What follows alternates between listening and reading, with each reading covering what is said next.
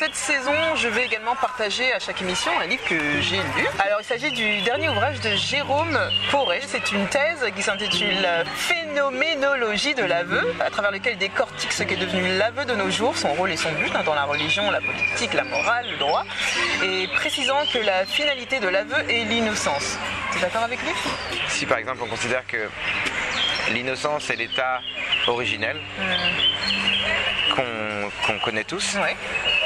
Et donc l'état potentiellement d'un bonheur béant, on va dire, d'une béatitude, forcément tout ce qui va altérer cette innocence indirectement peut altérer justement cette béatitude et ce bonheur. Et si effectivement le vivre c'est la recherche du bonheur et c'est ce besoin, oui, ça peut être une parallèle, pourquoi pas, oui, oui. Moi j'aurais dit que l'aveu c'est plutôt la liberté pour soi et aussi rechercher une espèce de reconnexion avec les autres. Tu vois? Reconnexion. Quand tu sais que tu as une faute, tu es souvent tout seul dans ton petit monde à certains remues, il y en a qui s'en fichent bien entendu, parce que ça revient plus tard, mais souvent tu caches quelque chose et souvent le secret c'est avec soi-même, tu vois ce que je veux dire? Voilà.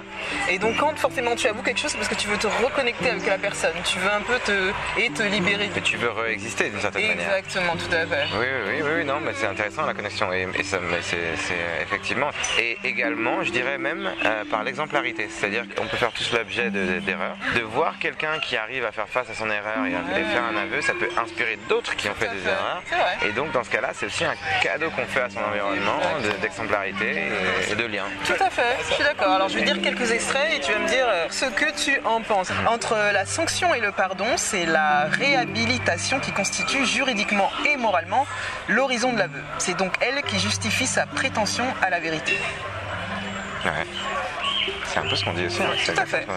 Sauf que là, il y avait la dimension juridique. C'est vrai qu'il y a des aveux qui sont plus graves que d'autres. Enfin, il y a des fautes qui sont plus graves que d'autres. C'est clair que même si tu avoues, ça va pas ranger la chose. Hein. C'est clair.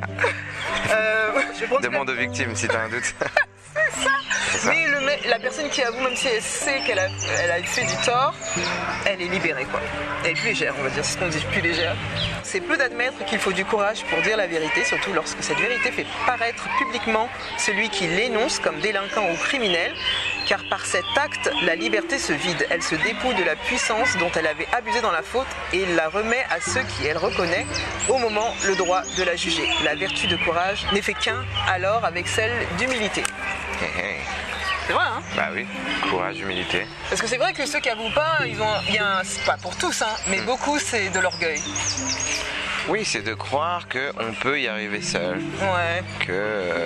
Oui, je pense qu'effectivement l'orgueil fait la barrière principale. Ouais. C'est pour tous les gens qui avouent pas, comme l'orgueil dont je parle, c'est beaucoup se dire ah mais c'est pas grave, ou bien par exemple si je t'ai fait quelque chose qui toi t'a blessé, ils ont tendance à diminuer ce qu'ils ont fait quoi en fait.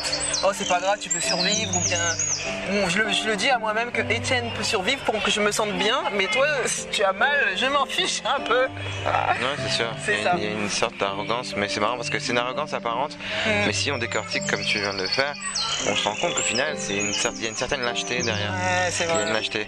De la lâcheté de pas regarder en face, de dire mais peut-être que je l'ai blessé en fait. Ouais. Si tu acceptes la possibilité qu'on l'a blessé, est-ce que tu prendrais quand même le risque de le faire? Tout à fait. Et de ne pas le présenter des excuses?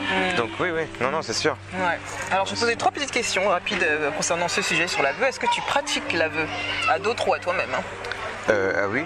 Oui. Après c'est des cycles, hein. C'est-à-dire que c'est on a tous notre temps d'incubation entre guillemets de nos erreurs.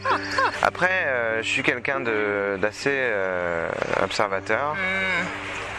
C'est vrai qu'il y en a qui se rendent pas compte. Oui, et en même temps, je déteste qu'on m'impose des choses. Et je suis assez sensible aussi, donc si on voilà. On te le dit. Si on me fait quelque chose qui me plaît pas, je suis très sensible, donc en principe, je suis quand même sensible à ne pas faire ce genre de choses aux gens. Bien sûr. Est-ce que tu avoues facilement? Oui, assez. Je pense que assez, oui, assez. Parce que c'est quelque chose que j'ai identifié très tôt en fait.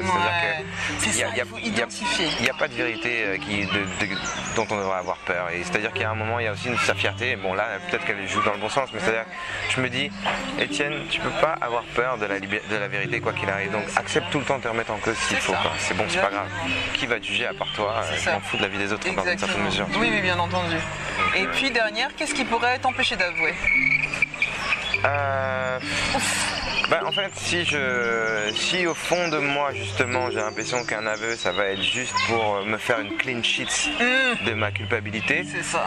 Et que derrière ça va juste blesser, que ça va rien changer, qu'il n'y a pas de prospect, je peux réfléchir à ça. Ça fait pas évoluer la relation. Oui, je peux réfléchir et me dire je peux quand même peut-être ménager.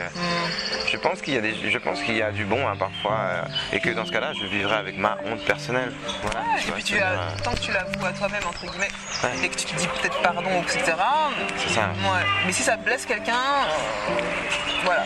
Je pense quand même. Oui, c'est ça. Surtout si tu considères cette personne. Il y en a qui s'en fichent, mais si tu considères la personne et que tu veux que la relation évolue, je pense qu'il faut quand même un minimum.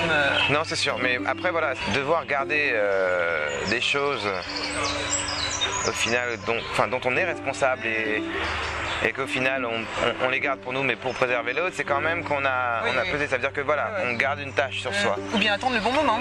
Oui, c'est ça, effectivement, c'est dire que bon, peut-être qu'il y aura un moment où... Tu n'as pas envoyé. Faut avoir cette chance aussi. C'est ça exactement.